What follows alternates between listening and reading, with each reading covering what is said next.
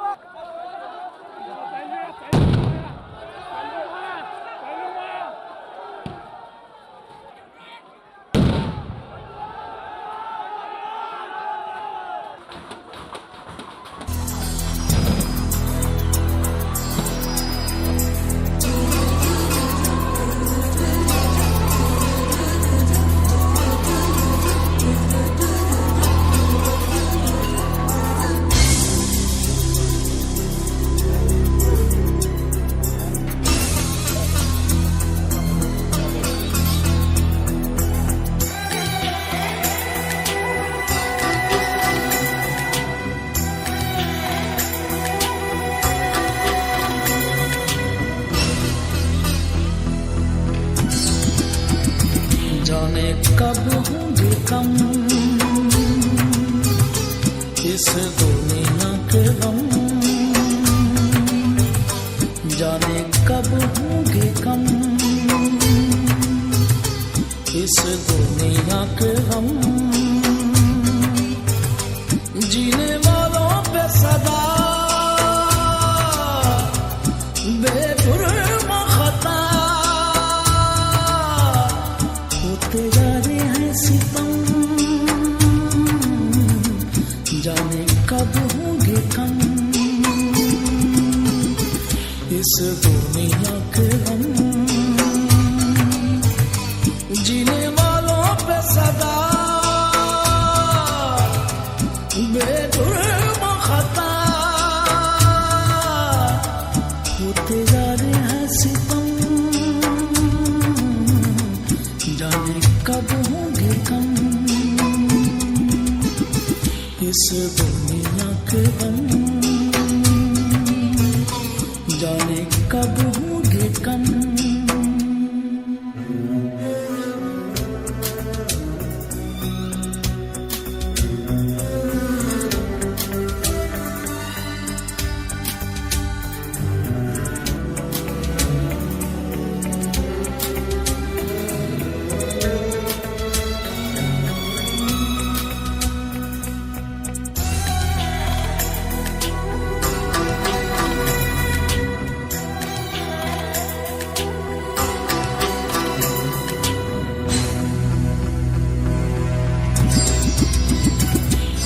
जिसने दिला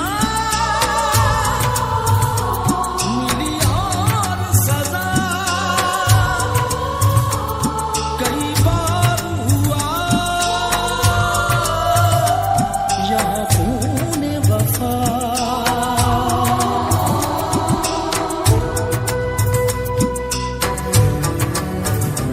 किया जिसने गिला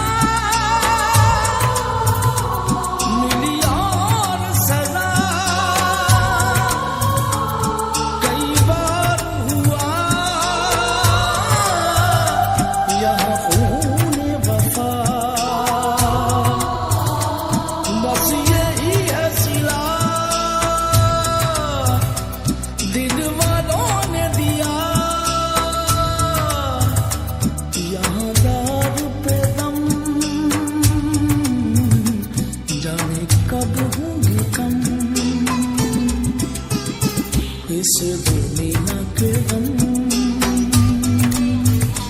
जाने कब होंगे कम।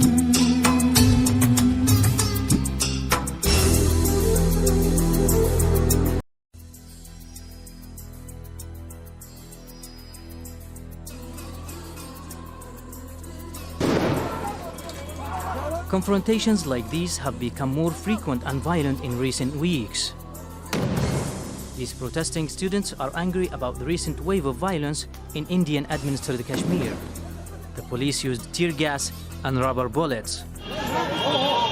But dispersing students in Srinagar city and elsewhere has not been easy. The Indian Army has been accused of storming colleges to arrest students and abusing human rights. We are just protesting because whatever happened in the government degree college the day before yesterday, we don't want that to happen again here. The Indian government denies allegations of abuse and says it's fighting Pakistan-backed separatists. But the crackdown by security forces on protesters has resulted in more students coming out onto the streets. These young men say they are protesting against the violence in Pulwama Degree College. More than 50 students were injured when government forces stormed the college on Saturday. We were peacefully protesting. Our brothers were being thrashed inside. We came for their support as we couldn't tolerate this. Here we are facing oppression. For 1 year we are facing oppression. We're not going to tolerate this oppression. We cannot tolerate any more. Indian security forces say they are using maximum restraint while facing stones thrown by protesters. But anger has been brewing here for years. The video of a Kashmiri man who was tied to a military vehicle has caused outrage. Now police say they are investigating the case against a unit of the Indian Army accused of being involved in the incident. The unrest has raised concern in New Delhi as well. India's army chief has briefed the National Security Advisor of the situation. And the Home Minister has assured people the government will look into any allegation of abuse. Hundreds of people have been killed since last July when a prominent separatist leader was killed.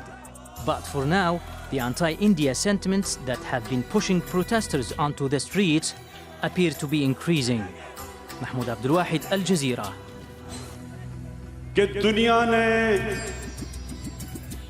Kashmir के लोगों से 1948 में एक वादा किया था। United Nations की security council की रेजोल्यूशंस के मुताबिक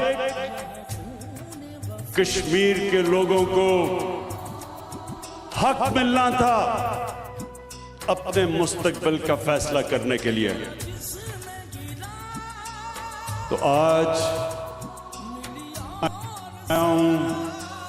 सबसे पहले तो दुनिया को याद कराना कि वो जो हक दिया गया था कश्मीर के लोगों को, वो वादा पूरा नहीं हुआ। जबकि यही यूनाइटेड नेशंस की सिक्योरिटी काउंसिल ने ईस्ट तिमोर, इंडोनेशिया, एक मुसलमान मुल्क का एक जजीरा था, वहां क्रिश्चियन ज्यादा थे,